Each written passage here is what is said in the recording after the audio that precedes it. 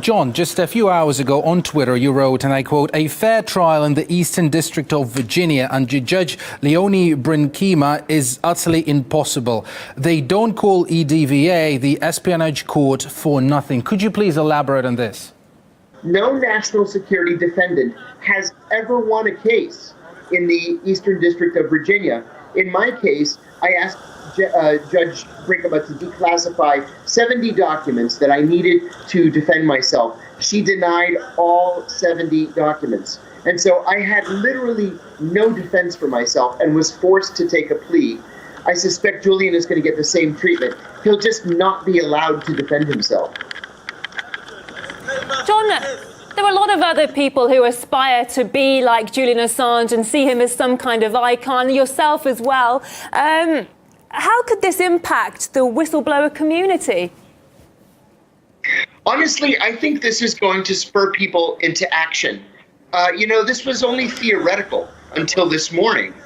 Now it's a reality that we have to face. This is an assault on our civil liberties here in the United States. This is an assault on our constitutionally guaranteed right of freedom of the press and freedom of speech. And so I think that for the most part, people are going to be outraged by this arrest, and it's going to encourage people, especially young people, to get more involved.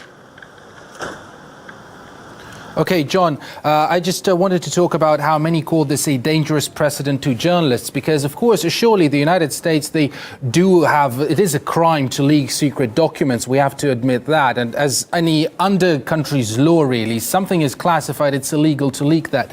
But Julian Assange, he published these documents. So without him, we wouldn't have had the largest military leak, the largest leak of military documents in U.S. history. So do you see a point when somebody says, when his opponents say that he is complicit in that? Well, there's a difference between being a leaker and being a whistleblower. A leaker just leaks for the sake of leaking, for his own benefit, maybe to make himself feel important. A whistleblower reports evidence of waste, fraud, abuse, illegality, or threats to the public health or public safety. We would have no idea the kinds of war crimes that the U.S. military was committing in Iraq without Julian Assange. We would have no idea that NSA was spying on every American citizen without Julian Assange. More importantly, if Julian Assange, as a publisher, as a journalist, is prosecuted, then there is literally nothing to stop the government from prosecuting journalists at the Washington Post and the Wall Street Journal and the New York Times and anywhere else. Those outlets should be jumping up and down to support Julian Assange right now. They haven't done that yet. But I think this is so important and so critical. If Julian is prosecuted, that means any journalist in America could be prosecuted. Not a single day goes by that the Times or the Post don't publish classified information. If Assange is found guilty of assisting Chelsea Manning, what does that have to do with media freedom? It's a crime, isn't it? It's a crime to steal the information. It's not a crime to publish the information. What Julian is accused of doing now is conspiring with Chelsea Manning to take possession of the information. And there's been no evidence at all that's been publicly available, at least, to indicate that Chelsea Manning was put up to this by Julian Assange.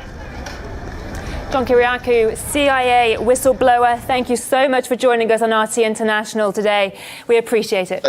Thanks for having me. Well, back in 2012, RT ran a political interview series hosted by Julian Assange.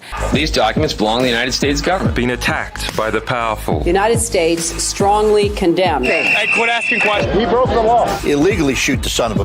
For 500 days now, I've been detained without charge. But that hasn't stopped us. Mike Peck. Today, we're on a quest for revolutionary ideas that can change the world tomorrow. Today, I am joined by an intellectual superstar, the Slovenian philosopher Slavoj Žižek, a former anti-communist dissident, now turned self-described communist. Together we call David Horowitz, a former left-wing radical and Black Panther ally, now a fiery right-wing Zionist. I want to know what they think about the future of Europe and the United States. The conversation becomes heated. Zizek has to be physically restrained. We shout, rant, and talk calmly about Nazis and Palestinians, Black Panthers and Israelis, about Obama, Romney, and Stalin.